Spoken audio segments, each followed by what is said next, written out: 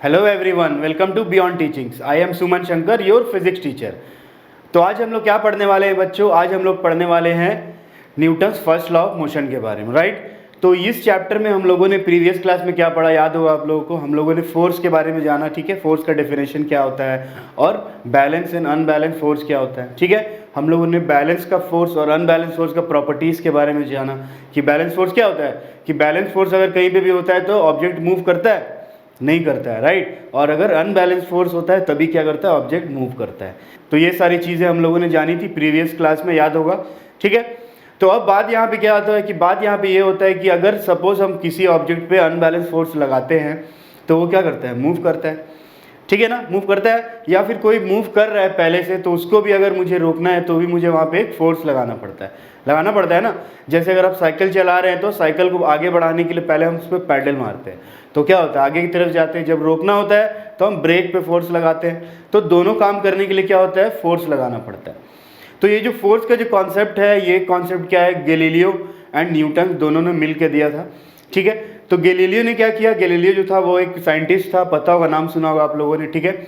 उसने क्या किया कि एक मार्बल बॉल लिया, ठीक है, और मार्बल बॉल को लेके क्या किया उसने, एक ऐसा इंक्लाइंड प्लेन लिया इस तरह से, और उसने एक मार्बल का बॉल लिया, ठीक है, और उसको क्या किया, यहाँ से जब उसको छोड़ा नीचे की तरफ तो क्या हुआ, ऐसे आया नीचे, ठीक है। तो इसका मतलब क्या हुआ कि अगर वो उसको पकड़ा हुआ रहता सपोज, तो क्या होता कि उसमें बैलेंस फोर्स लग रहा होता है ना। मैंने बताया था प्रीवियस सेशन में, याद होगा, कि इसका जो जी है, ग्रेविटी का फोर्स जो है, और अगर मैं इसको पकड़ के रखता हूँ तो दोनों एक दूसरे को बैलेंस कर देता है, तो इसीलिए वो मूव नहीं करेगा। लेकिन जैसे ही मैं इसको छोड़ूंगा तो क्या होगा, ग्रेविटी के कारण ये नीचे आएगा मार्बल बॉल, ठीक है। फिर उसने क्या किया कि एक उसने दूसरा इंक्लाइंड प्लेन लगाया सेम उसी एंगल में, इस तरफ में, इस तरह से।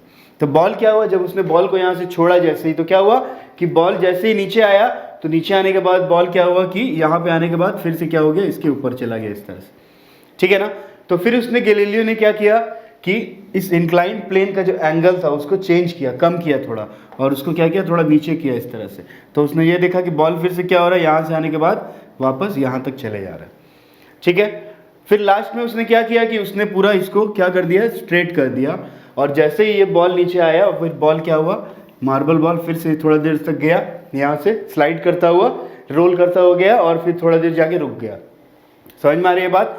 तो उसने जब ये डिस्टेंस को मेजर किया, ये तीनों डिस्टेंस को, तो उसने क्या पाया कि ये डिस्टेंस, जितना डिस्टेंस से मैंने बॉल को छोड़ा था ऊपर से नीचे तक, ठीक है, जब वो पहली बार यहाँ तक जाता है तो वो सेम डिस्टेंस जाता है। मतलब ये जितना डिस्टेंस से मैंने छोड़ा था, सपोज मान लेते हैं 10 सेंटीमीटर का डिस्टेंस था, ठीक है, तो ऊपर भी वो कितना जाएगा, 10 सेंटीमीटर ही जाएगा, ठीक है ना। तो उससे क्या हुआ, उसने बहुत सारे उससे क्या किया, कंक्लूजन निकाला।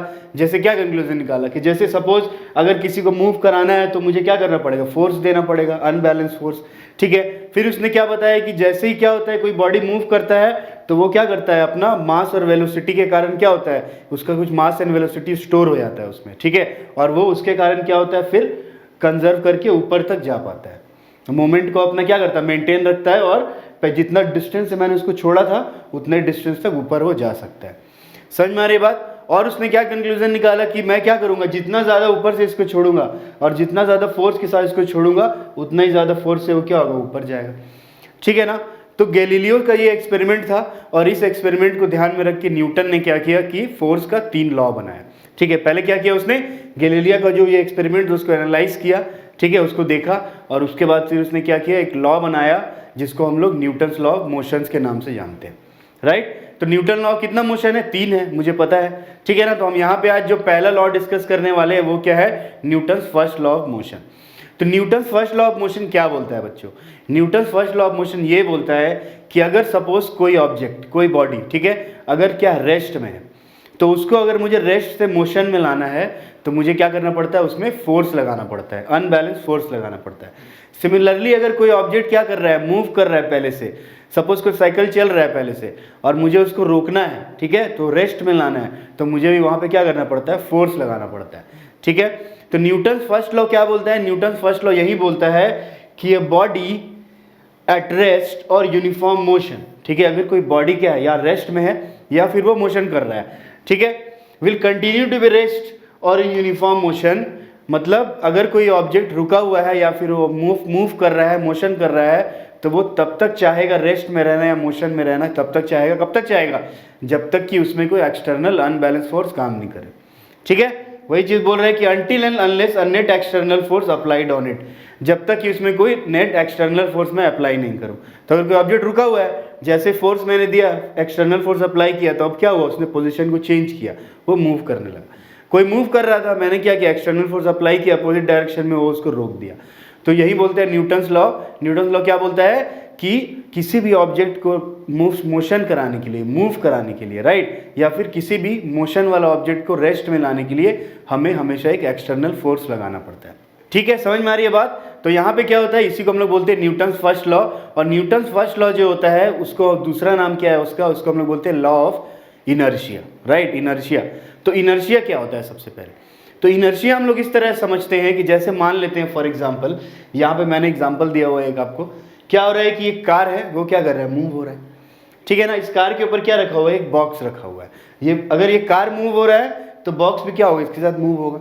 ठीक है ना, अभी कार क्या है, मोशन में, तो इसके साथ बॉक्स भी मूव हो रहा है। ठीक है, तो इनर्शिया का मतलब क्या होता है, इनर्शिया का मतलब होता है बॉडी का पोजीशन क्या है, मतलब इनिशियल पोजीशन क्या है उसका, जिस पे उसको हम लोग फोर्स लगा रहे हैं, राइट।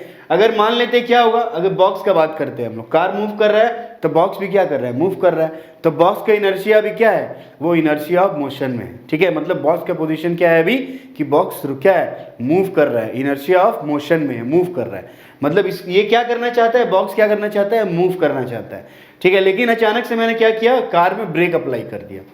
ठीक है, तो कार में जैसे ही मैंने ब्रेक अप्लाई किया, तो ब्रेक अप्लाई करने से क्या होगा, कार तो रुक जाएगा। ठीक है ना, कार तो रुक जाएगा, लेकिन इसके ऊपर जो बॉक्स रखा हुआ था वो क्या हो जाएगा, कि वो आगे की तरफ गिर जाएगा। ऐसा होता है ना, आपने देखा होगा, जब भी आप सपोज बस में भी ट्रैवल कर रहे होते हैं तो क्या होता है, अचानक से ब्रेक जैसे ही लगता है तो हम आगे की तरफ टिल्ट हो जाते होते हैं ना।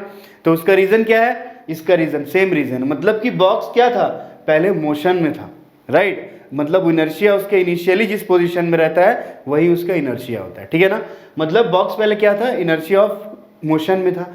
ठीक है, चल रहा था वो, अब वो क्या है, चलना चाह रहा है। ठीक है, रुकना नहीं चाह रहा है वो, लेकिन क्या किया मैंने, जैसे ही मैंने ब्रेक अप्लाई किया तो ये तो इनर्शिया ऑफ मोशन में ही है, तो इसीलिए क्या होता है कि ये थोड़ा दूर तक मोशन में ही रहता है, उसके बाद फिर नीचे गिर जाएगा। सिमिलरली बस वाले केस में वही होता है कि बस तो मूव कर रहा है, लेकिन हम क्या है, बस में बैठे हुए हैं, रेस्ट में।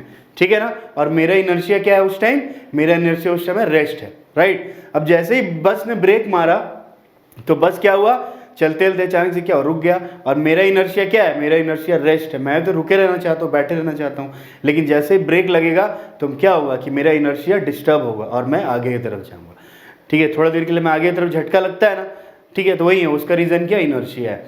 तो न्यूटन्स फर्स्ट लॉ जो है वो सबसे पहले रिलेट करता है इनर्शिया से, क्योंकि हम लोग जब भी न्यूटन्स फर्स्ट लॉ लगाते हैं किसी ऑब्जेक्ट में, मतलब किसी बॉडी में फोर्स लगाते हैं, तो उसका इनर्शिया को हम क्या करते हैं, डिस्टर्ब करते हैं ना, उसका इनर्शिया को हम चेंज करते हैं। चलता हुआ चीज़ है, मूव कर रहा है पहले साइकिल, उसका इनर्शिया क्या है, इनर्शिया ऑफ मोशन है।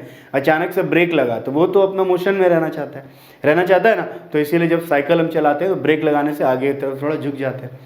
ठीक है, उसी तरह से क्या होता है कि जो Newton's first law of motion है ये इनर्शिया पे बेस्ड होता है, क्योंकि हम लोग न्यूटन्स फर्स्ट लॉ किस पे लगाते हैं, ऑब्जेक्ट पे लगाते हैं जिसका कुछ ना कुछ इनर्शिया पहले से होता है।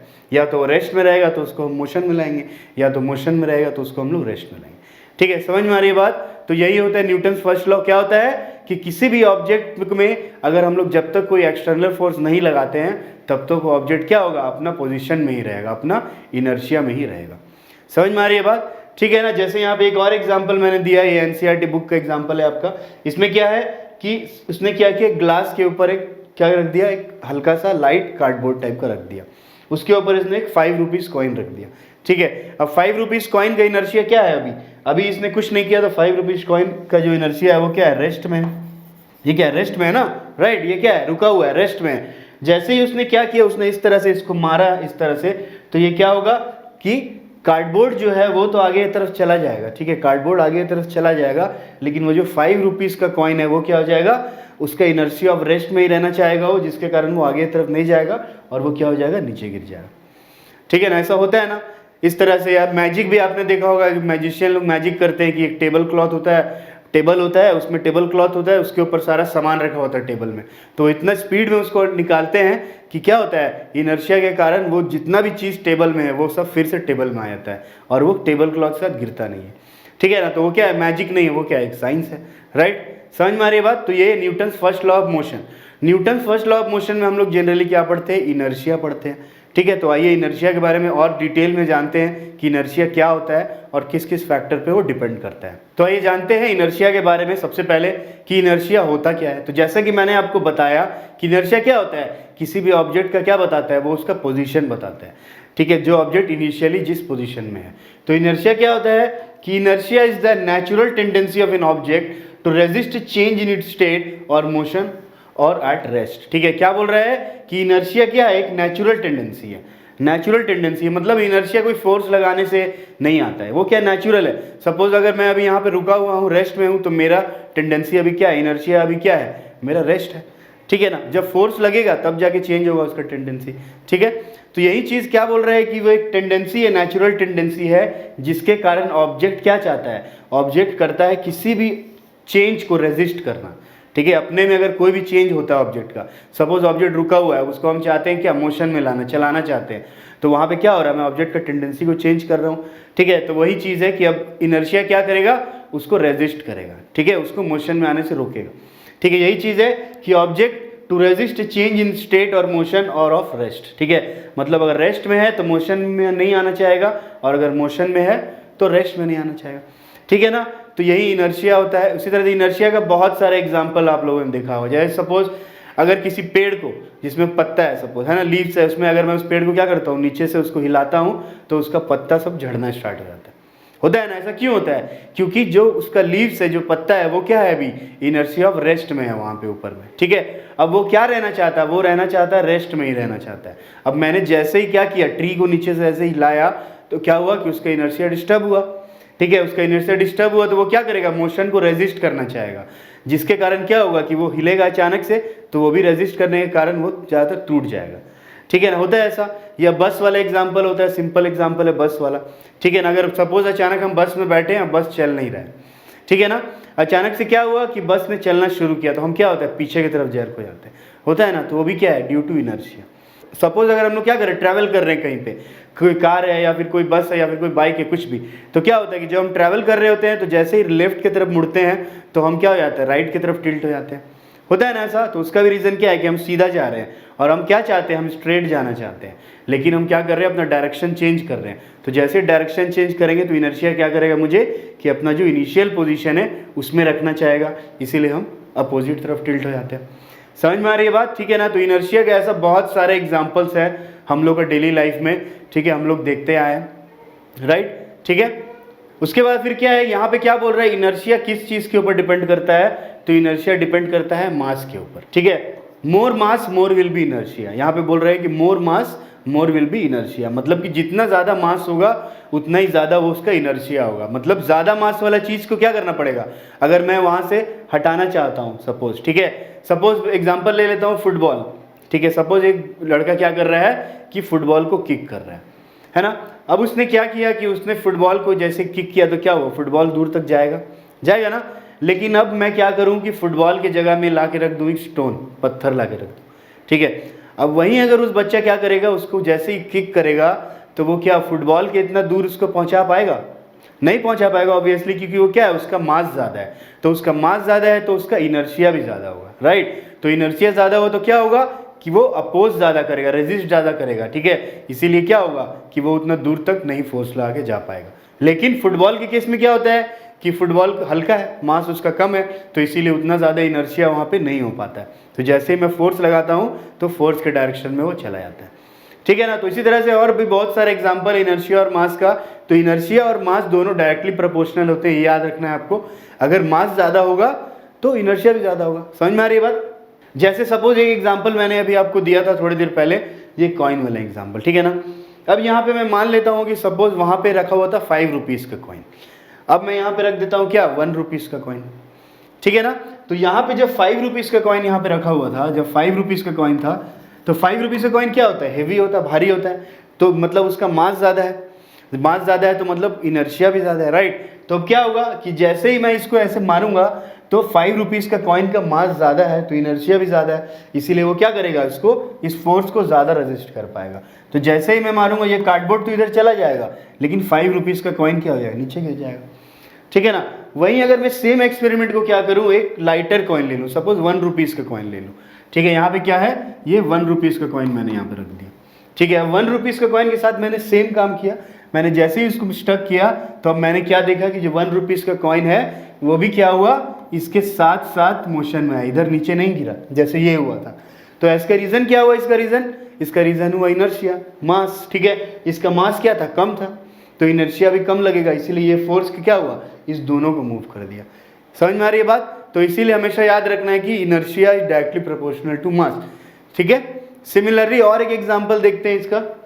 जैसे यहाँ पे बच्चा क्या कर रहा है, ये बच्चा ट्रॉली में कुछ सामान लेके जा रहा है सब। अभी इसका सामान क्या है, हल्का है, लाइट है थोड़ा, ठीक है। तो इसको क्या होगा, इसको फोर्स जो लगाना पड़ेगा वो कैसा होगा, लेस होगा, फोर्स लेस होगा ना, क्योंकि इसका जो मास है जिसको वो क्या कर रहा है, धकेल रहा है, जिसको वो पुश कर रहा है, जिसपे वो फोर्स लगा रहा है, वो क्या है, वो अभी लेस है, मास उसका लेस है। तो यहाँ पे इनर्शिया भी क्या होगा, लेस होगा, इसीलिए वो आराम से इसको ले जाएगा उधर, ठीक है। लेकिन वहीं अब मैं क्या करूँ कि इसका जो सामान है, जिसमें पहले क्या था, लाइटर चीज़ें थी, हल्की चीज़ें थी, उसको मैंने भर दिया, पत्थर डाल दिया उसमें सब कुछ, ठीक है, पूरा भारी कर दिया।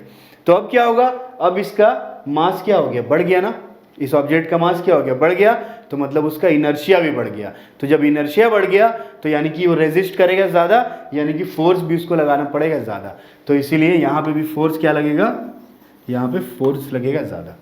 समझ में आया बात। तो इनर्शिया क्या होता है, इनर्शिया क्या करता है, उसी का पोजीशन बताता है। वो पोजीशन जो क्या करे, उसको रेजिस्ट करे, क्या करने के लिए रेजिस्ट करे, उसका पोजीशन को चेंज करने के लिए रेजिस्ट करे। अगर बॉडी रेस्ट में है तो मोशन में आने के लिए रेजिस्ट करे, और अगर मोशन में है तो रेस्ट में आने के लिए रेजिस्ट करे, ठीक है। इसी को मैं बोलता हूँ इनर्शिया। और इनर्शिया क्या होता है, इनर्शिया डिपेंड करता है मास के ऊपर। जितना ज़्यादा मास होगा उतना ही ज़्यादा क्या होगा, इनर्शिया होगा। समझ में आई बात। तो आज के सेशन में हमने क्या डिस्कस किया बच्चों, आज के सेशन में हमने डिस्कस किया Newton's first law of motion के बारे में, जिसका दूसरा नाम क्या है, लॉ ऑफ इनर्शिया।